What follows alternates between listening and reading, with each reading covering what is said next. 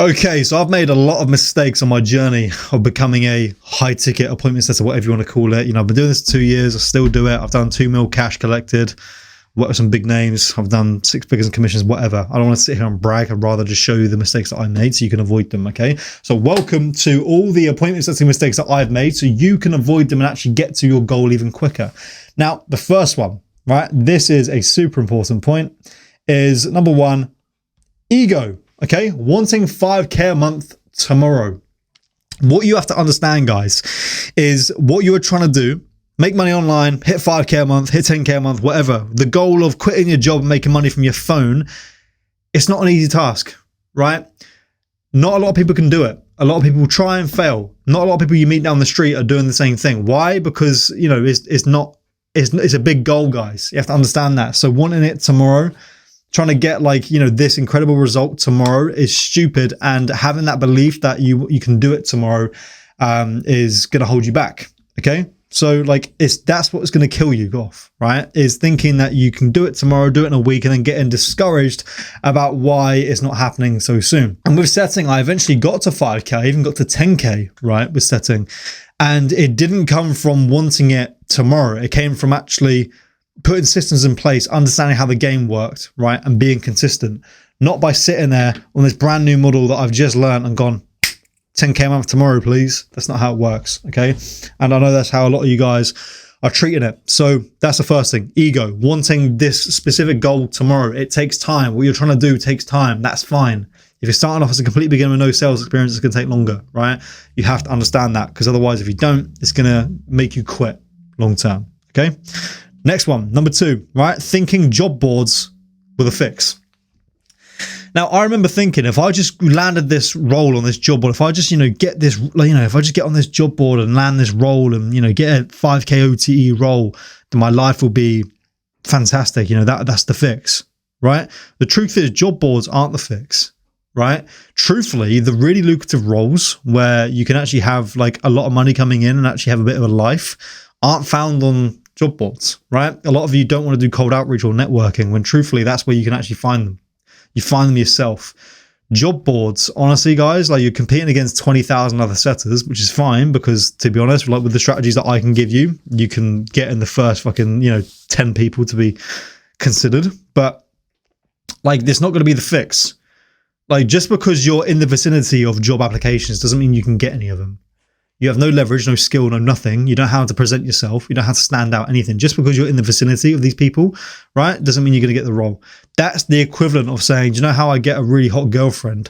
I just rock up to this random room full of hot girls and I'm just going to get a girlfriend that way. Well, no, because if you look like a tramp and you stink and you're covered in crap, right, you're covered in dog shit, well, they're not going to want to be with you. It's the same thing. Like, just because you're in the room full of like these opportunities doesn't mean you're going to get one. Doesn't mean they want you back. Doesn't mean that just because these job boards are hiring, they're going to pick you, right? Because when you get into this room, you're also in a room with 20,000 other people. So you're in a room with like really hot girls, right? But you're also in the same room with really attractive, handsome guys that have been going to the gym for 10 years, and they're smooth, they're articulate, they dress well, they smell good, they're groomed. And it's like you're sat there fat, wearing terrible clothes, covered in shit, and you can't even string a sentence together or look a girl in the eyes. But you think that just because you're in the room, it means they're going to pick you rather than Chad over there, who's been going to the gym for 8 years and can do 9 muscle-ups straight. Do you get the point? It's a bit of a weird example to give, but job boards aren't the fix. You are the problem. You are the problem. It's you. You're the problem. Job boards aren't the fix. You're the issue. I don't care if you apply to 1,000 job roles, right? If you're a knob, you're not going to get the role, mate. And here's the thing, just by applying to a role, I've just landed an interview. Landing in the interview, right, is just one step of the journey. Let's get on the interview, right, and actually get hired, because otherwise all your effort to get on the call has just gone to waste. You haven't landed the role. It's one piece of the puzzle. You've gotten on the call. Great. Can you sell yourself? Can you sell yourself? No. So job boards aren't going to get you to $5,000 a month. That's not the fix. It's you, and it always has been, right? And that's the mistake that I thought. I thought, yeah, let me just pay 20 quid a month for some job board, right? And yeah, I'm going to land a $5K a month role. No, it came when I fixed myself, guys. I put myself out there. right? I built my own skills. I showed my leverage. I stood out. I built connections. I did loads of cold outreach, right? And I've worked with some high level operators and I've made $5,000 a month by working with one person. Landed roles been paying $5,000 a month just by working with one person alone. A lot of you guys try and offer stack with 3-4 other people to hit 5K a month. I was doing it with one person because I fixed myself and my issues. So yeah, that's a super important one as well, right? Number 3, thinking follow-ups were annoying. I remember when I first started, I was like, oh, they're not going to get annoyed if I send them 8 follow-ups. Yeah, they will. They will get annoyed, right? But you'll also book so many more calls. Who cares? Like, follow-ups are part of sales, guys. Like, it's extreme, but that's why you get extreme results with it. I honestly, I've booked guys in and they've closed where I sent them 12 follow-ups straight over like across like 12 days, nearly 2 weeks. Oh, let me just follow up once. Oh, they ignore me. They must not be interested. You don't understand, guys. You have to understand with these people, they get busy, right? Or they're testing you. Or, for example, when you message them, it was a bad time, they're in a bad mood. You follow up the next day, they're still in a bad mood. The next day, still in a bad mood. Next day, they're in a better mood. They go, oh, sorry, mate. I was just, had a lot going on recently. Yeah, let's book on a call. You'd be surprised the amount of people that I booked in after the 5th or 6th follow-up. So thinking they're annoying is going to stop you booking calls. Oh, but they ignored me. Oh, but they didn't respond. Who cares? Follow up. You need a binary yes or no answer. Do you want to book in the call? Yes or no? Right. Now, obviously, don't go to the extreme with like 1,000 follow-ups. But like doing like 6 to 8 follow-ups is fine. Don't think that it's annoying them. A lot of people, if they're a good fit, like a good client, they'll actually respect it, right? Fair play, mate. You're a pretty good setter. You followed up 8 times, even though I didn't respond. 8 follow-up, boom, send me the link, booked in, commission. So follow-ups, they're not like this thing that you need to avoid. Some people are going to find it annoying, right? But you're also going to get more people that are going to be booking more calls, right? So yeah, people are going to find it annoying. But here's the thing, people hate salespeople anyway, right? Like people are going to find you annoying before you even sent the follow-up. They already think you're annoying. Like so do everything you can to book in the call. And then if they don't book in, at least you knew you tried. Right? At least you knew you did everything you could. So follow-ups, yeah, they're annoying, but they work, right? And again, you'd be surprised. I've booked so many people after the 5th, 6th, 7th follow-up. And I've made a lot of money from it as a result. So thinking they're annoying is going to keep you broke, okay? Because I promise you, follow-ups do work. And they're super, super lucrative if done right, okay? Number 4, believing OTE like gospel, taking it as gospel. This goes back to the job board thing. 5K a month OTE. On track earnings. Oh, that sounds great. Let me apply. Yeah, I'm going to make $5,000 a month.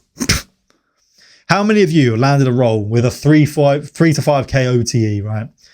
You've got on the roll and they've closed none of your leads in the first like 2 or 3 weeks. And then eventually they do and you make £700 in commission for the whole month. I remember vividly getting on a roll. They said, oh, the OTE is like 4K a month. 100 leads a day. Really warm, inbound followers. Fantastic. 40% close rate, they told me.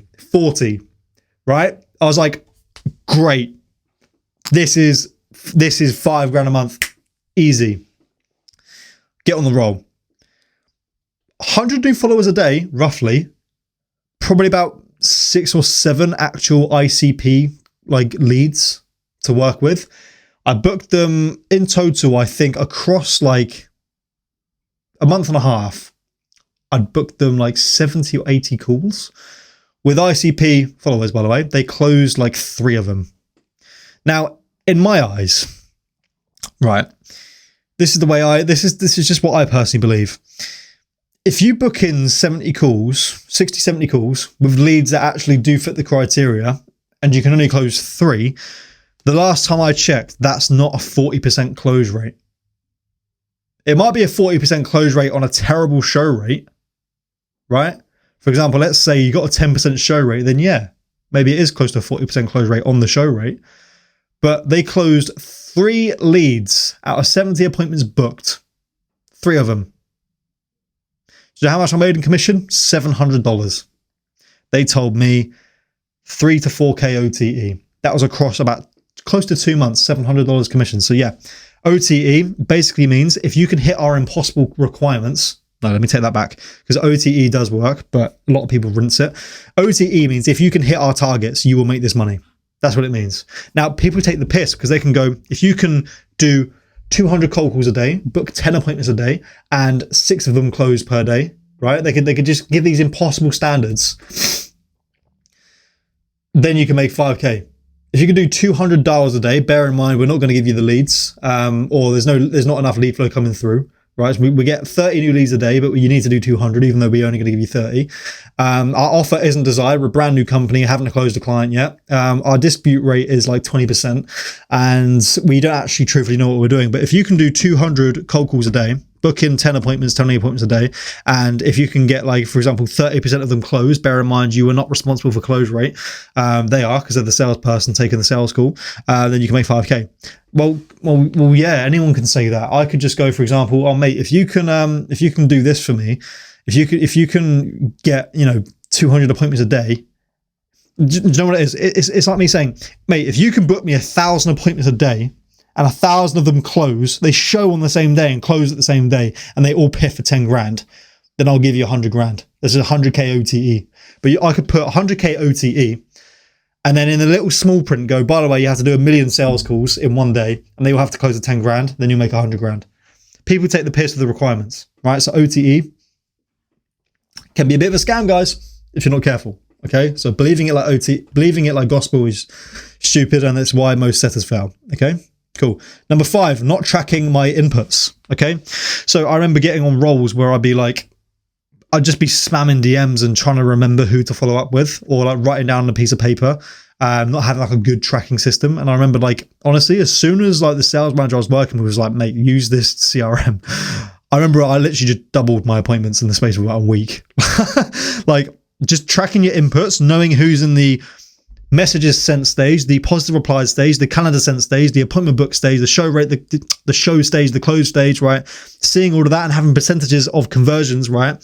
From stage 1 to 2, 2 to 3, and then 1 to 3, 1 to 4, etc. Right? Having the conversion rates of each helped me understand, number 1, who to follow up with, who was flowing through each stage successfully, and if they were, what was going right with that. If they weren't, if there's a low conversion rate from stage, right, from stage 1 to 2, then I'd know there's a bottleneck there, and I can isolate the variables inside and go, right, okay, what are the variables? For example, the opener, I don't know, maybe it's a voice note, maybe it's a video, maybe it's text, right? Isolate the variables and go, right, which ones do I need to change that's most likely to be the problem here? And changing it one by one until I fix the bottleneck, right, and get it within KPI and the percentage. That's a video for another day, guys. But, tracking my inputs, like my life depended on it, helped me hit my first ever 5K month, right? Cool. Number 6, taking insults personally. When you're a setter or a salesman in general, you are going to get people that are going to give you crap, right? You're going to get heat, right? You're going to get stones thrown at you. I still get it to this day. I get it on this YouTube. I get called names online all the time, right? I've been called like a sleazy salesman just because I sent a cold DM. They're like, you're a sleazy salesman. I'm like, not really. Anyway, but taking it personally and going, I can't be because of XYZ. Oh yeah, but like, you're wasting your time, you're wasting your energy, and you're gonna make yourself slowly start to hate the sales game down the line, right? If you get so butthurt over insults, you are not going to be in the game long term, right? You are going to get people where you're going to send a personalized video or voice note, right? I remember one of the setters on my team, when I was working with this company, we had like several setters on the team. I remember he sent a video, a personalized video to a guy on LinkedIn, and he said, "Are you gay?" He was like, "You just look really gay from your video." He was like, "You look and sound gay. Are you gay?" Like, he said, did the pitch, and this guy just randomly went back, "Are you gay? You look and sound gay." Now, that's obviously not necessary. It's not very nice, right?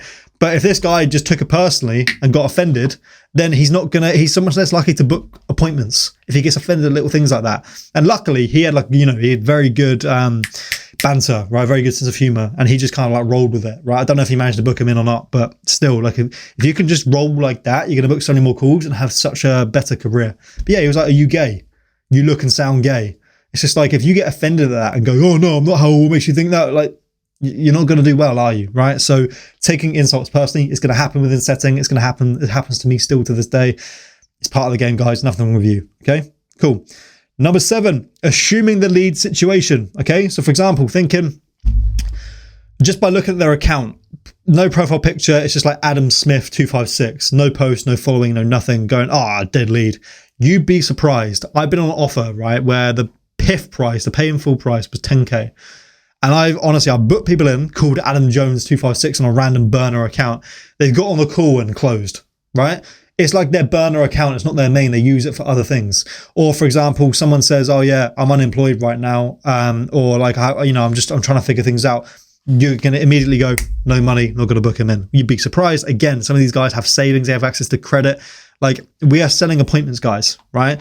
So as long as they match the criteria, right, and they're not, like, they don't blatantly tell you, I literally have zero and no access to funding, then you shouldn't assume their situation of like, oh, they can't afford it, oh, they're not going to show, because that's just going to detriment you rather than anything else. Okay, so assuming is so, like, honestly, it's just the biggest rookie error ever. Okay, number 8, selling the service, not the meeting. Thinking that you have to go, oh yeah, we sell AI solutions and blah, blah, blah, and try to sell them on the DM. That's not your job. Your job is to go, mate, we do this, we solve this problem you just told me about. Do you want to have a quick chat to run through how it looks so we can explore how it would look for your business, mate? No pressure, just a call. Let me run you through how it looks, mate. Not going to hold a gun to your head, don't worry. Just a quick chat. We'll run you through all the intricacies, give you an idea, and then we can go from there. You open to that, mate? Just a quick chat. Yeah, sure, why not? Booked in, right? Going, oh, mate, like trying to do the closing over the DM, that's not your job. Your job is to sell the meeting, right? So trying to do the sales over the DM is past your pay grade. You're not being paid to do that, right? Sell the meeting, not the service, right? Are you open to having a chat? That is your job, booking the call. Are you open to having a discussion about this? You're not selling AI systems, you are selling a chat about how AI systems could potentially work for them, right? And last but not least, number 9, right, is copy and pasting scripts. That is how you get replaced by AI. That is why chatbots and Claude, right, are now going to replace terrible setters, because you are following SOPs, right, and copy and pasting scripts. You need to think on your feet. You need to think for yourself, right? You need to think, use your own brain. Otherwise, you will be replaced by a $27 a month chatbot. So copy and pasting scripts sounds efficient, and yes, it is. It used to work in the past. I used to do it as well, right? But then I realized if I actually just used my brain, I became irreplaceable, and I actually booked more calls because it was personalized and custom to me and to them as well, right? So copy and pasting scripts, that is the number 1 surefire way to become replaced by AI. Okay, so guys, that's 9 reasons, right? 9 mistakes that I made as an appointment setter that kept me broke for a long time. And as soon as I fixed them, I made a lot of money. So listen, guys, if you want to go a little bit more in depth and speak to me one-to-one and have me help you one-to-one and have me help you land a high ticket setting role and get appointment setting done the right way, as someone that still does it to this day, right? You want to learn the game properly, actually make some really good commissions and actually get this done right, then there's going to be a link down below in the description to book and call me, and I'll run you through exactly how I can help you land a high ticket setting role in the next 60 days guaranteed. Okay, so booking that call down below, right? So speak with me one-to-one, and I'll run you through exactly how I can help.